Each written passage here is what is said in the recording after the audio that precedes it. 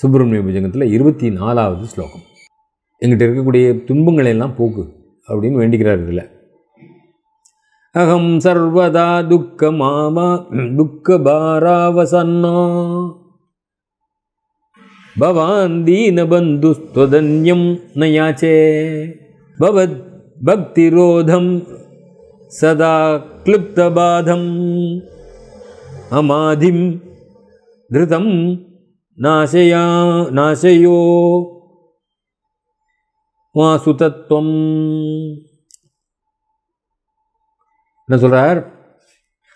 நான் சொன்னேன் ஆதி அப்படி சொன்னவே அதை உலகத்துக்கெல்லாம் பிறந்த ஒரு உமை புத்திரா,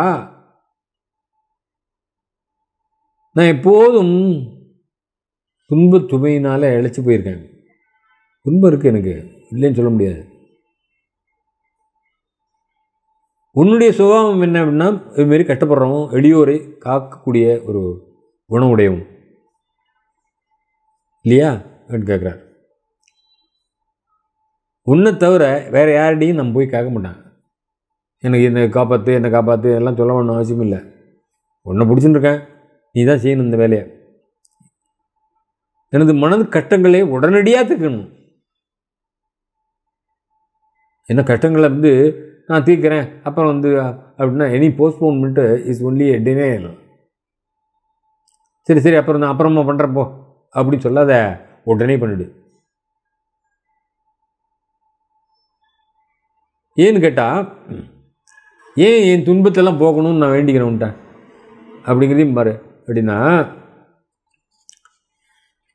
அது என்ன பண்ணுறது? என்னுடைய பக்தியை உங்கள்கிட்டருந்து குறைச்சிடுறது நீ போக்கலைன்னா. போக்குன்னு சொல்கிறேன்.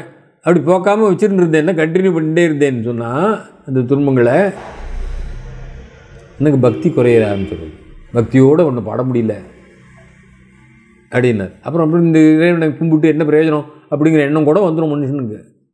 அதனால் அகம் சர்வதா துக்கபாராவசன்னா, ஒரு துக்கபாரமாக இருக்குன்ட்ட. பவான் தீனபந்து, நீ தீனபந்து, ஏழைகளை காப்பாற்றுகின்றவன்னு அர்த்தம். ஏழைங்கிறது இந்த இடத்துல தீனன்னா கட்டப்படுறோம் அத்தனை பேருமே ஏழை தான். எத்தனையோ கட்டங்கள் துன்பங்கள் அவளுக்கெல்லாம் நீ பந்து. தீனபந்து தொதன்யம் ந யாச்சே, தொத்து அந்யம் ந யாச்சே. உன்னை தவிர்த்து வேறு யார்ட்டையும் போய் நான் யாச்சிக்க மாட்டேன். எனக்கு அது கொடு இது கொடுன்னு கொண்டு யாச்சினேன், பிச்சை எடுக்க மாட்டேன், என்னை காப்பாற்றுன்னு. பவத் பக்தி ரோதம் சதா கிளிப்த பாதம், உங்கள்கிட்ட இருக்கக்கூடிய பக்தி எனக்கு குறையாமல் இருக்கணும்னு சொன்னாக்க நீ என்ன பண்ணணும் அப்படின்னா, மமாதிம் துருதம் நாசய உமாசுதத்வம். நம்ம ஆதிம், அதான் சொன்னேன். ஆதினா மனசுக்கு ஏற்படக்கூடிய கஷ்டங்களுக்கு ஒரு ஆதி. வியாதினா சரீரத்துக்கு ஏற்படக்கூடியது. ஆதிம் துருதம் நாசைய, சீக்கிரமாக போக்கிடும் அப்படின்னார். உமாசுதத்வம்,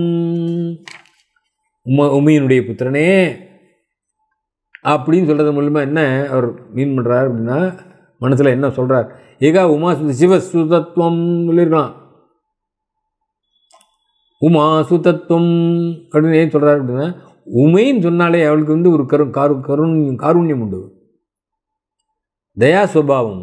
இந்த காருண்ய சுபாவமோடு இருக்கக்கூடிய உங்கள் அம்மா, தயா சுரூபத்தோடு இருக்கக்கூடிய உங்கள் அம்மா, அப்படிப்பட்ட அம்மாவுக்கு பிறந்த பிள்ளையே அப்படிங்கிறத சொன்னாக்க, அம்மா கூட அப்படி தான் பண்ணியிருக்கா அப்படின்னு சொல்லிட்டு நம்மளும் இவருடைய கட்டங்களை போக்குவோம் அப்படிங்கிற எண்ணமாவது ஒரு மனம் இறங்காதா அப்படிங்கிற எண்ணத்தோடு சொல்கிற மாதிரி அந்த வார்த்தைகளை போட்டார். அதாவது தான் ஆரம்பத்திலேயே என்ன சொன்னார்னா, எனக்கு ஒன்றும் வார்த்தைகள்லாம் போடுறதுக்கு தெரியாது, அதுக்கு அர்த்தமும் தெரியாது, ஆனால் தானாக விழுந்துருக்கு வார்த்தைகள். அதனால தான் மந்திரம்னு சொல்கிறோம். இறைவனையே கொடுத்த சொற்களுங்க.